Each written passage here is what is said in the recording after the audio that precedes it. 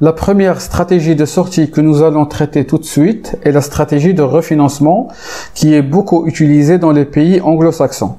En tant qu'asset manager, vous devez différencier la stratégie de refinancement d'une autre stratégie qui est la vente pure et simple de l'actif.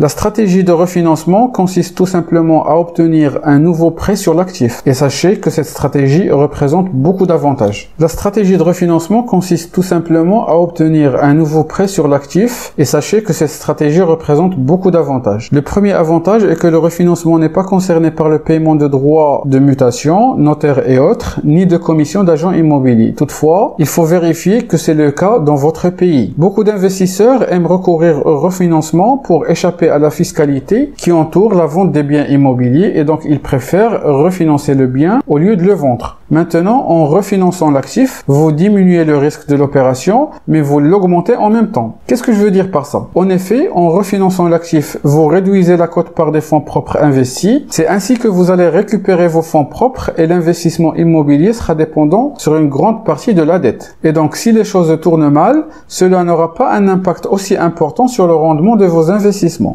Mais vous devez savoir que le refinancement augmente le risque de défaut de paiement puisque l'endettement va épuiser une grande quote-part des flux de trésorerie générés par l'actif. Et donc, si la performance de l'actif diminue, les flux de trésorerie vont diminuer également et donc il y aura défaut de paiement.